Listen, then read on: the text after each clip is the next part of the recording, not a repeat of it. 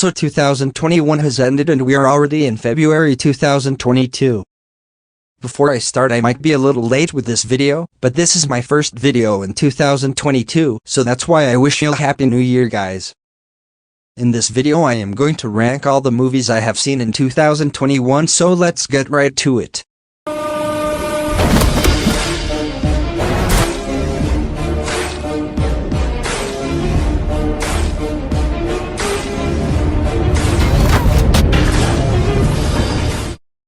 On number 18, Without Remorse. When I saw the trailer I thought it was a really good movie.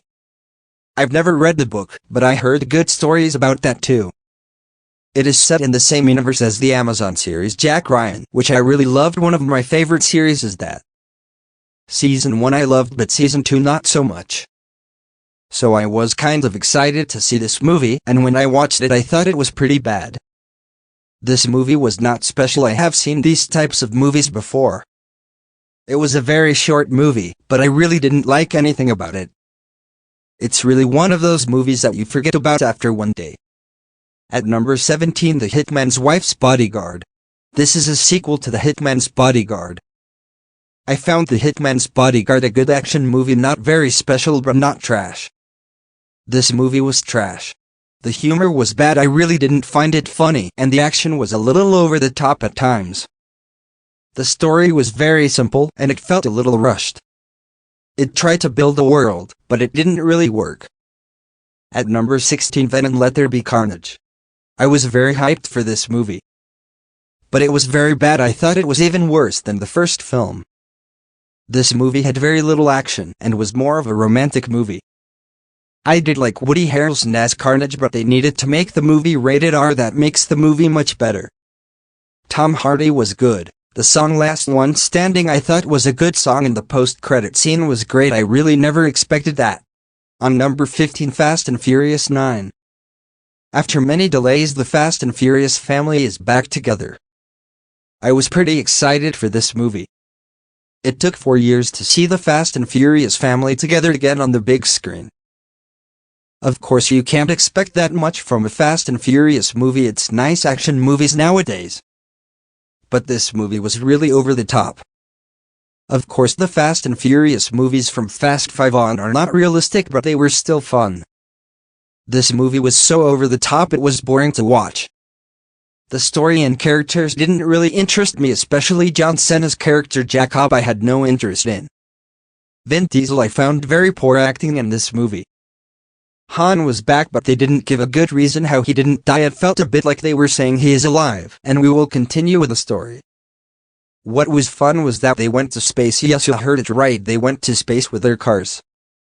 The post-credit scene with Jason Statham was good, and that we saw Paul Walker's car at the end of the movie. On number 14, Eternals.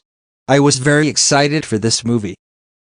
I really thought that this could be the masterpiece of the MCU. This was mainly because it was directed by Chloe Zhao, who had won 3 Oscars last year for her film Nomadland. But it actually turned out to be one of the worst MCU film ever made. It's the first project in the MCU to be featured on Rotten Tomatoes. Of course that site is not too reliable, but a lot of other people also thought it was bad. I am one of them.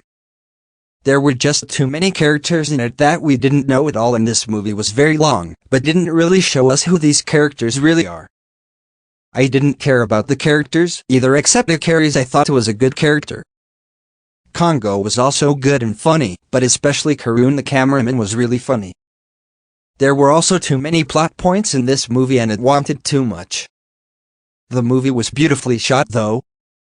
Save yourself the time and watch this one once when it comes on Disney Plus, and if you have nothing else to watch. At number 13, Sweet Girl. This movie is kind of like every action movie you've already seen. It tried to be exciting but it wasn't. But what saved this movie is the plot twist that I really never expected. It was a weird plot twist, but I understood it. Jason Momoa was good in this movie, and Isabella Merced played well too. This is just a popcorn movie, and it is a nice movie to watch it at night on the couch, but it is not a great movie. At number 12, Matrix Resurrections. After 18 years of not having a new Matrix movie, we finally have a new one. I'm not going to share spoilers, so I'll keep it short. I found this movie disappointed. I don't understand why they wanted to make a new Matrix movie, because Revolutions was a great ending to the series, and they had to stop there, I think. I really hope there is no Matrix 5 coming. On number 11, Free Guy. This movie is great. It's funny and very enjoyable. It is the best game movie I have ever seen. I just think it's a little overrated. If I had to give it a grade, it would be a 7. On number 10, The Marksman. I thought this was a fun movie to watch. It's just another Liam Neeson movie. I just love Liam Neeson's movies. They are not high-quality movies, but they are nice and entertaining just like this movie. This movie tried to copy some things from Logan, it seemed. But Logan was an ending to a whole series with X-Men movies, and it was a masterpiece, which this movie is not. At number 9, Black Widow. This is the long-awaited solo film of Scarlett Johansson's Black Widow. I found this movie disappointed. My biggest problem is that it came out way too late and came across as a bit woke at times. I did like the first hour, and then I got a Winter Soldier vibe. The opening credits were great, one of the best opening credits in the whole MCU, but after the first hour the movie totally failed. Taskmaster was a bad villain. Dreykov was also a bad villain.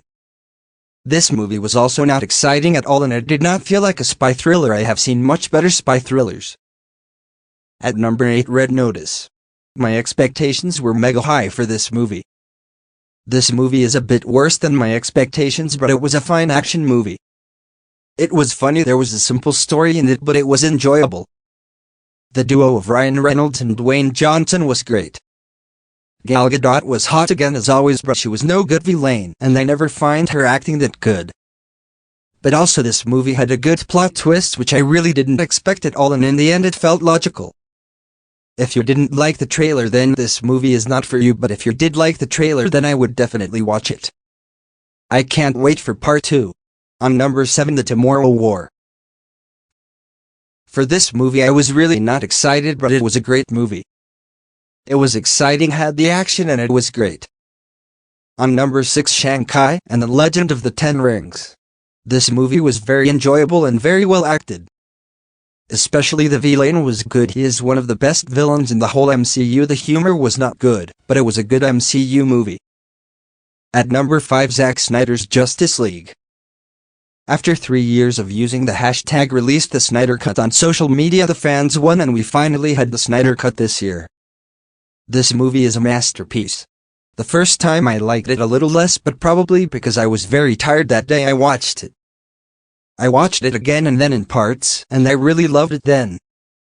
It really is a much better movie than Joss Whedon's version, but I do think it is a bit overrated. At number 4, Wrath of Man. Guy Ritchie is finally back, and this time with Jason Statham. I think this movie is very underrated, and it gets forgotten a little quickly. Everything was good in this movie. The story was good, the action was good, it did have less action than I expected, and the villains was good, especially Scott Eastwood was great. Before I go to the top 3, don't forget to hit the subscribe button and give it a thumbs up. Follow me on Instagram, the link is below in the description, and now let's move on. At number 3, The Suicide Squad. James Gunn is back. This movie is quickly forgotten that it also came out in 2021. A lot of people will hate me, but I think this is the best DCEU movie. It had everything: the good humor, the action, and the James Gunn style. This is really an improvement on the previous movie. This movie was really very funny. What I found unfortunate was that I could not see this movie in the theater. That was because I was not 16 years old when this movie was out in theaters. Since December 2nd, but it is already on VOD, the post-credit scene. Also, I can't wait for the series Peacemaker, which is coming out this year on HBO Max. At number 2, Dune. What should I say, this movie is just a masterpiece. Denis Villeneuve is an amazing director. His only film I've seen is Sicario and this film, so it's about time I watched more of his films. I'm glad I was able to see this movie in the theater. I had watched it on one of the last days it was still in theaters. But this does remain the first part of probably a trilogy. So bring on part 2. At number 1, No Time to Die. I have been a fan of James Bond for years, and this was everything I wanted. This movie was emotional. It is the most emotional James Bond movie I have seen. This movie was also very exciting. The shots were also very beautiful, almost the same level as Skyfall. I had seen this movie in its premiere here in the Netherlands and it was a great night. I was especially glad that I watched it early because then I couldn't get spoiled, and you don't want that for this movie. I thought the ending was stupid, but for the story it was a logical choice. It was a great ending to Daniel Craig's James Bond. I will miss him. This was it then. Have a happy new year. Let me know in the comments below how you would rank the movies you saw in 2021. Don't forget to like this video, and if you didn't like this video, subscribe to my channel. And of course, if you did like this video, it's free, so do it. I hope to see you again next time, because there will be an MCU ranking of all the movies and series up to 2021, so stay tuned. And as always, bye bye.